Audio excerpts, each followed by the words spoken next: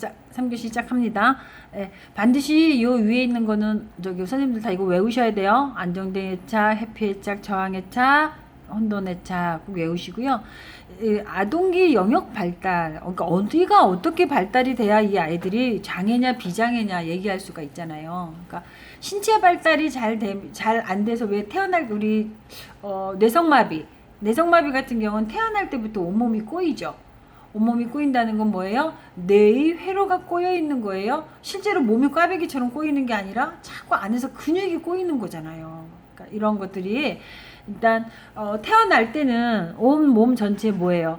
우리 태지와 솜털로 덮여 있어서 아가들은 붉은색을 띠고 있단 말이죠. 그래서 머리가 제일 크고 몸통이 짤막해요. 약간 올챙이 기억나죠? 남아는 평균 키가 51cm, 여아는 50cm, 남아가 조금 더 큰데, 이제 몸무게도 남아가 1kg 정도 더 이렇게 더 나가는, 1g 정도 더 나가는 이런 모습을 보여요. 그러니까 이 신체적 특징이 이렇게 갓 태어난 갓 신생은 두상이 크고 몸과 두상이 2분의 1 반반이다 같다라고 생각하는 거 아시죠? 근데 이제 유난히 그러니까 제가 알고 있는 이제 자폐 아동인데 이 아기는 태어날 때 머리가 외계인처럼 이렇게 그 팽이버섯 알죠? 팽이버섯 아니 긴 말고 송이 쪼코송이 아세요? 쪼코송이 기억나세요? 그러니까 끝이 뾰족하고 버섯 모양처럼 이렇게 머리 태어났는데 아가 머리가 그렇게 끝이 뾰족하니 외계인처럼 생겼었다고 해요. 그래서 엄마가 되게 불안했었는데 지금껏 성장하면서도 원활한 성장을 못 보이고 그러니까 반응이 없는 거예요. 뭔가 모르게 뇌가 뾰족하게 산처럼 뾰족하게 아주 태어났는데 반응이 없다는 건 뭐예요? 감정이 없다는 거잖아요. 그러니까 성장하면서 이제 자폐 진단을 받은 거죠. 그러니까 이런 신체로서도 벌써 태어나면서부터 조금 이상이 보일 경우도 많아요. 또 염색체 이상도 마찬가지죠. 눈이 유난히 작거나 코가 너무 납작해서 아가들이 안 나타나는 경우도 많고요. 자, 일단 아가들이 신생아 반사 반응을 보면요, 이렇게 이제 태어나자마자 볼을 톡톡톡톡톡톡톡 두드리면 막 이렇게 볼을 따라서 입으로 이렇게 벌리고 들어오죠. 아기들 이거 반사라 그래요. 찾기 반사. 누가 날 건드리는 거야? 하면서 이제 그 톡톡톡톡 자기 신체를 건드리는 걸 이제 가지고 그 반응에 따라서 와요. 이때 아가들은 이제 그 대상성이라 그러죠. 대상물을 향해서 이제 자기 나름대로 감각을 키우고 나를 귀찮게 하는 것들 이런 거 하고 이제 이제 자꾸 반응을 찾으려고 하고요. 배가 고프면 누가 빠는 기능을 가르쳐 주지 않았지만 엄마의 젖꼭지라든가 또 우유의 젖꼭지 음식물을 입에 이렇게 톡톡톡 묻혀주면 이렇게 해서 혀로 이렇게 빨아서 먹는 그런 모습을 볼 수가 있어요. 그래서 이러한 찾기 반사 시기가 있는가 하면 자, 빨기 반사도 있어요. 요 빨기 반사는 뭘 의미해요? 그러니까 젖꼭지 엄마 손가락이라든가 무조건 아이들은 다 입으로 감각을 느끼려고 해요. 그러니까 가장 어찌 보면 이 미각이 가장 먼저 이렇게 아이들의 감각, 맛있어, 짜, 싱거워, 맛없어 등등등을 나타내는 판단하는 그런 기준도 만들어주는 것도 있죠. 그래서 이런 어떤 이제 이런 관계성들을 우리가 나타낼 때 이제 이런 거는 어떤 벤더 검사 혹시 학우님들 보셨어요, 선생님들? 벤더 검사, 그러니까 자유현상학이라든가 이런 것들이 결국엔 내가 맛보았던, 내가 눈으로 보았던 그런 것들로 해서 이제 저장 창고에 남아있는 것들이라고 볼 수 있어요. 자, 그리고 이제 빨기 반사가 있는가 하면 파악 반사. 손가락만 줘도요, 아기들이 이렇게 온 손가락으로 자기 몸을 다 매달릴 수가 있어요. 그러니까 아기의 손바닥이나 손가락에 이렇게 자극을 주면 정말 있는 물건을 힘주어 잡는 반응을 보인단 말이죠. 이런 반응을 보이지 않을 때 우리는 벌써 상호 소통작용에서 문제점이 형성될 수 있죠. 그래서 어떤 아기는 너무 힘을 주어서 몇 분 정도 그냥 이렇게 매달리기 우리 철봉에 저는 이거 1초도 못 매달리고 매달렸다면 바로 떨어지거든요. 그러니까 아마 저의 뇌 반응에서 뭔가 끈기, 인내 뭔가 이런 걸 보여주는 부분에서 분명하게 저한테 문제점이 있을 수 있어요. 그래서 3, 4개월이 되면 잡기 반사 또는 자발적인 행동으로 대처되는 것들 이런 것들이 나타나는데 이걸 파악 반사라 그래요. 그러니까 반사에는 찾기 반사, 빨기 반사, 파악 반사, 또 그래서 이 파악 반사는 자발적인 행동이 나타나게 되므로 출생 후 1년이 되면 어떻게 돼요? 사라져요. 계속 지속돼요. 1년이 되면 1년 이내에 이거는 사라지게 되어 있어요. 그래서 왜냐하면 자기 보호 본능이 형성이 되고 어느 정도 나를 보호할 수 있는 자기 나름대로 방어 기제가 자꾸 형성이 되고 이러면서 이제 눈으로 보고 소리를 옹알이라는 소리를 내고 이제 그런 어떤 성장기를 지나서 이런 이제 기초 반사적인 어떤 이제 무조건 반사적인 부분들은 조금 이제 생각이라는 부분으로 넘어가게 되어 있어요. 자, 아이들 문 열어놓고 있다가 문이 바람에 쾅 하고 닫히면 으앙 하고 울기도 하고 또 소스라치게 놀라면서 마치 나를 두렵게 하기 위해서 이 소리가 난 거야 라는 모습을 보여주기도 해요. 이걸 모로반사라고 하는데 갑자기 큰 소리가 나거나 머리의 위치가 갑작스럽게 변하면 아기는 제일 먼저 뭐를 해요? 팔과 다리를 으악 하고 벌고 사지를 다 이렇게 벌리면서 그러니까 오므락조므락 폈다 마치 무엇을 껴안으는 듯이 몸쪽으로 팔과 다리를 움츠려들게 되어 있어요. 그래서 우리는 아가를 바로 태어나고 나면 산모에게 그 담요 뭐지 싸개라고 하나요? 그걸로 아이 팔다리를 꽁꽁 묶어줘요. 그게 더 아이들에게 안정감을 준다 그래서 그러죠. 그래서 이 모로반사 같은 경우에는 3개월경에 사라지기 시작하고요. 출생 후 5개월경이 되면 완전히 사라져요. 네. 그리고 모로반사는 어떻게 된다 그랬어요? 모로반사는 5개월경, 파악반사는 1년 이내에 사라지는 거예요. 그러니까 뭔가를 잡아 끌고 자기 나름대로 이제 그러니까 보호하는 생존 경쟁이라고 볼 수 있어요. 자, 그리고 마빈스키 반사라고 해서 손가락, 발가락을 쫙 펼쳐요. 다리를 움츠리면서 발가락은 쫙 펼치는 반사작용을 우리가 마빈스키 반사라고 하거든요. 너무 귀엽죠? 그러니까 발바닥을 이렇게 간질간질 해주면 다리는 막 움츠려들면서 발가락을 쫙 펼치는데 이거는 이제 본능적으로 그렇게 되어 있어요. 그래서 이러한 것들은 출생 후 2, 3개월이 지나면 이제 사라지고 이때 이제 왜냐면 신생아들이 언제 뭐가 발달한다고요? 그 마빈스키 반사는 중추신경계통의 미분화에 기인하는 것이기 때문이다 라고 얘기를 할 수 있어요. 미분화. 그리고 이제 수영 반사. 아기의 배 부분을 수평으로 이렇게 받쳐주면요. 엄마 뱃속에서 둥둥 떠있던 그 기본으로 온몸에서 이제 보는 생존 욕구죠. 그래서 팔과 다리를 교대로 움직이면서 입으로 숨을 쉬는데 마치 수영하는 모습과 같이 움직이는 수영 반사이다라고 얘기할 수 있어요. 그래서 이러한 반응들이 나타나야 돼요. 안 나타나면 안 돼요. 왜냐면 엄마 뱃속에서 물속에서 둥둥 떠 있는 곳에서 자기 나름대로 형성되어 있는 자기를 보호하는 방법이기 때문이죠. 이러한 뭐 수영 반사라든가 바빈스키 반사, 또 모로 반사, 파악 반사, 빨기 반사, 찾기 반사 이런 것들이 잘 나타나지 않으면 분명히 신생아의 반사는 요 뇌간에서 문제가 뭔가 나름대로 통제하는 그 전달 물질들이 부족하다, 결핍되어 있다라고 느낄 수 있어요. 그래서 이 뇌 반응 이런 것들을 같이 잘 반응을 알면 우리 아이들의 문제 행동, 어떤 대처 반응들에 대해서 훨씬 더 우리가 수월하게 접근할 수가 있답니다. 그래서 대뇌피질이 발달하게 되면 신생아들이 뭘 하면 의식적으로 자발적으로 반사 행동이 사라지게 되어 있는 거예요. 그러니까 뇌가 발달함으로 해서 없어져야 할 행동들은 자연스럽게 감소되고 그러면서 또 성장이라는 단어, 그러니까 시각 눈으로 보고 귀로 소리를 청각으로 들으면서 소리를 내고 몸을 움직여서 잡고 놓고 안고 이런 서고 걷기 기초 행동들이 형성된다라고 볼 수 있어요. 그래서 중추신경계 이상을 가정할 수도 있어요. 만약 이런 것들이 없으면 이런 반사 행동들이 안 나타나면은요. 기본적으로 대뇌피질이 잘 변화되지 않고 성장하고 있지 않고 중추신경들이 뭐 소화기라든가 판단 능력 이런 것들이 이상을 가져올 수가 있다.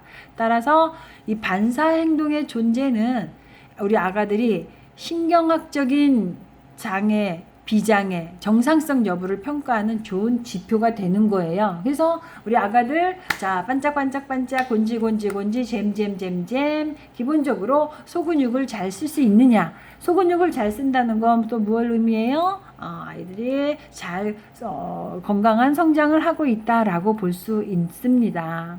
그래서 영아기는요 생후 12개월이 되면 키는 출생 때부터 50% 이상이 성장돼요. 그러니까 2살이 되면 75%가 크는 거죠. 그러니까 태어나서 만 3세까지 가장 급속 성장을 한다고 보시면 돼요. 그래서 아이들이 몸무게도 비슷한 성장을 보이지만 또 생후 5달이 되면은요 출생 때 몸무게의 2배가 되고 1년이 되면 몇 배? 3배. 출생 때 자 5달이 되면 3kg로 태어났으면 6kg가 되는 게 맞아요. 근데 너무 또 비만해도 안 돼요. 분유 많이 먹은 친구들 금방 8kg, 10kg 되겠죠? 자, 저도 다이어트를 하고 싶은데 잘 안 돼요. 그리고 1년이 되면 3배. 내가 3kg로 태어났으면 어떻게 돼야 돼요? 1년 되면 9kg 내지 10kg가 돼야 되는 게 맞습니다. 2살이 되면 20kg가 넘어야 되겠죠? 자, 12kg, 15kg. 그래서 이 신체 발달은 그렇게 개월수마다 2배, 3배, 4배의 성장을 하면 운동 발달은 아가들이 고개를 들고 이렇게 손을 뻗으면서 뭔가 집으려고 하고 혼자 스스로 기고 혼자서 걷게 되고 아까 손 주세요. 아니면 올라가서 잡아서 일어서서 괴기한 소리를 내요. 외계인 소리를 내고 또 한번 아프게 넘어진 곳에서는 본인도 조심해서 주의력을 살피고 또 뭔가 만세를 쫙 해서 이제 나름대로 잡고 일어서려고 하는 그 포지션이 나오기도 하고 이제 운동 발달에 들어가는 거예요. 그래서 아가들이 신체 발달 안에서 어떤 잘 보여지지 않는 부분이 있다면 이 운동 발달 부분은 아이들에게 어떤 시뮬레이션이나 행위를 통해서 우리가 탐색하면 눈으로 볼 수 있는 부분이다라고 얘기할 수 있어요. 영아기 때 말하는 거예요. 영아기 때 신체 발달, 운동 발달. 자, 손을 쫙 뻗고 일어서서 걸으려고 하지 않아요. 자립심이 있는 거예요, 없는 거예요? 없다라고 볼 수 있는 거예요. 의지가 생성되고 있지 않다라고 보는 거죠. 자, 뭔가를 잡고 일어서려고 하는 건 욕구가 형성이 돼야 돼요. 나 이거 잡고 일어서서 뭔가 이렇게 움직일 거야. 그러니까 반사적 조건이지만, 근데 이러한 자체의 어떤 운동 발달을 하지 않는다. 이 아가에게는 내가 지금 뭘 하고 싶어? 전혀 그런 어떤 이제 그러니까 전두엽에서 말고 두정엽, 판단 능력 이런 쪽이 뭔가 이제 교감이 잘 안 된다라고 봐야 되겠죠. 네. 그러니까 어느 파트가 잘 안 되느냐에 따라서 전두엽, 감정이 조절이 안 되느냐, 아니면 손의 쪽이, 운동 쪽이 잘 말을 안 듣느냐, 언어의 두정엽, 측두엽 이런 쪽이 잘 말을 안 듣느냐 이런 것들을 우리는 살펴볼 수 있어야 돼요. 그래서 유아기 때를 살펴보면 유아기 때 신체 발달은 6세가 되면 112cm 정도가 되고 몸무게는 20kg가 된다라고 얘기를 할 수 있겠죠. 이 기간에 남아들과 여아들에 비해 크고 무거우며 이러한 차이는 사춘기까지 계속 지속적으로 이어질 수 있다라고 볼 수 있어요. 운동 발달도 마찬가지예요. 대근육이 활동이 돼요. 영유아기는 소근육이 기고 뭔가 잡으려고 하고 소근육, 눈손 협응이 나타난다면 영유아기는 멀리뛰기, 달리기, 넘어지기, 일어나기, 블럭 쌓기, 낙서하기 이런 등 대근육의 활동이 활발하게 이루어진다라고 보면 되겠어요. 그리고 아동기에는 이제 신체 발달은 이때는 이제 많이 생물학적인 유전적인 부분도 없지 않아 있겠죠. 1년이면 거의 2.7kg에서 3kg씩 증가를 하게 되고요. 근육세포가 아주 급격한 증가를 해요. 그러니까 남아들이 여아들보다 힘이 훨씬 더 세지고요. 머리둘레나 허리둘레, 다리 길이가 전체 키에 비해서 줄어드는 이제 몸의 비율 변화가 있대. 이제 우리가 이제 황금 비율이라고 얘기할 수 있겠죠. 6대 1대6, 뭐 8등신, 뭐 6등신, 7등신, 뭐 여기서 이제 그게 나오는 거예요. 그래서 이런 신체 발달의 특성을 보이는 게 이제 요 시기다라고 볼 수 있고요.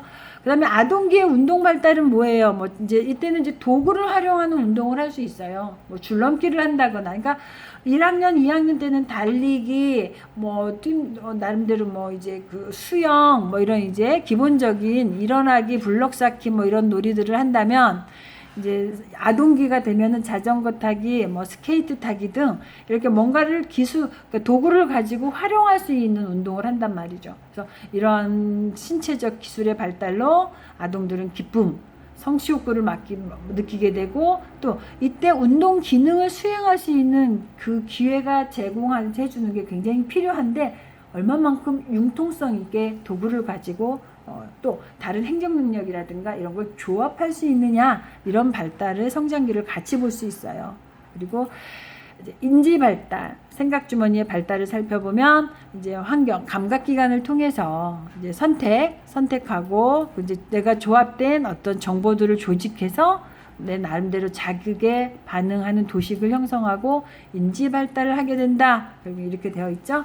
그래서 이 인지라는 건 뭘 말하는 거예요? 사고력, 추리력, 어떤 이제 보역 능력, 감각적 자극, 문제를 해결하고자 하는 지혜, 지식들을 획득해 나가는 모든 지적 기능이라고 할 수 있어요.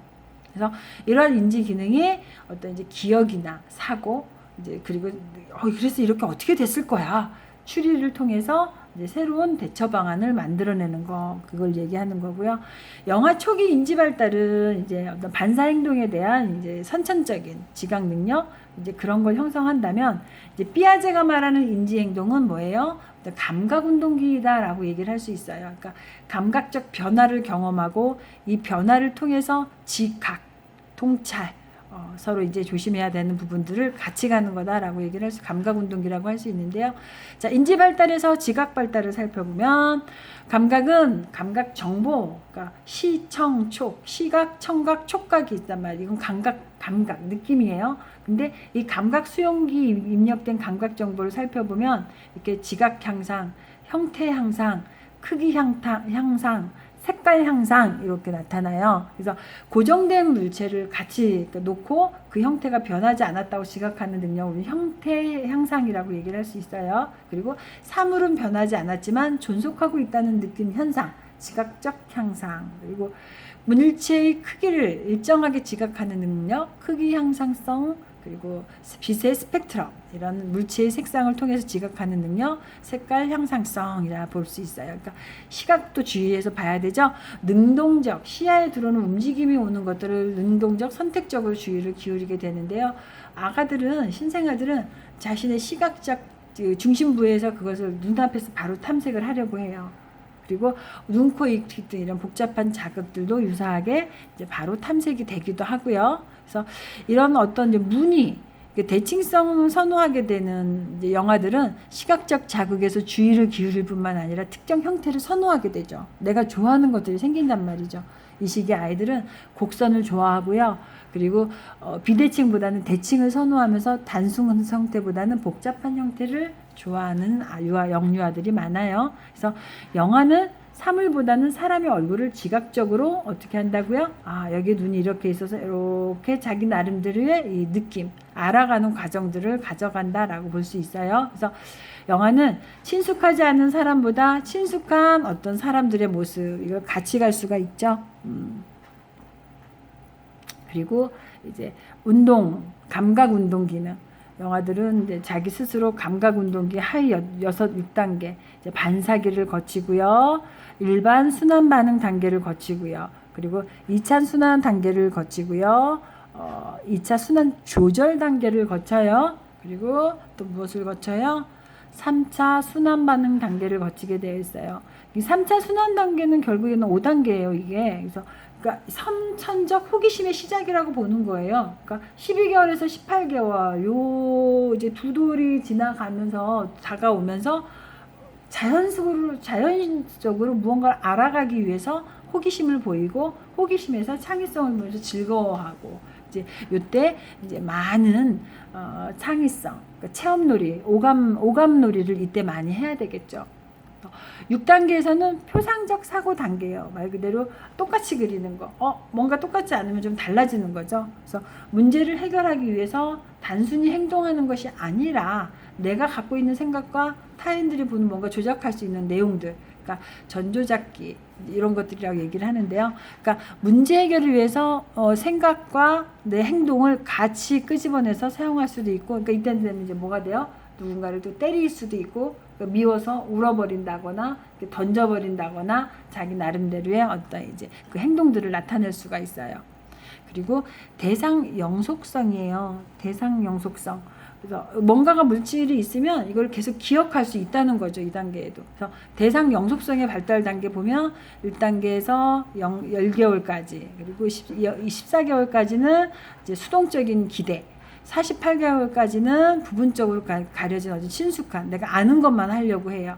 그리고 이제 8에서 12개월까지는 이제 숨겨진 경로를 찾아가는 거죠. 그러니까 숨은 그림 찾기라든가 퍼즐 맞히기 요때 많이 해요. 12개월에서 18개월까지는 자신이 아는 이동되는 결로 지켜보는 거, 그러니까 숨은 위치를 여러 번 옮겨서 대상을 찾아서 숨은 그림 등등을 해보는 거죠. 그리고 18에서 24개월까지는 이제 연속성, 그러니까 숨은 그림 찾기를 하고 내가 좋아하는 어떤 이미지상 눈에는 없지만 어딘가에 숨어져 있을 거야. 이렇게 그러니까 막연하게 연계되어 있다라는 걸 당연스럽게 생각을 하게 되는 거죠. 그래서 대상 영속성 이 8단계를 잘 거치면 언어 발달도 유창스럽게 잘할 수가 있어요. 언어 발달은 영유아 시기에는 뭐 울음과 소리내기, 옹알이, 뭐 한 단어 엄마 밥 줘, 뭐 그 다음에 2단어 이렇게 차례차례. 그래서 12세까지 이 언어 이거 발달하는 이 어휘 능력이 무한대급이라고 하죠. 무한대급. 그래서 세상에서 응애하고 태어나서 내 의사를 표현하기까지, 이까지를 우리는 이제 언어 발달 시기다라고 얘기를 할 수가 있어요. 그래서 언어 발달한 이제 어휘 뭐 이런 3, 4세가 되면 이렇게 같이 문장이 나오게 되어 있어요.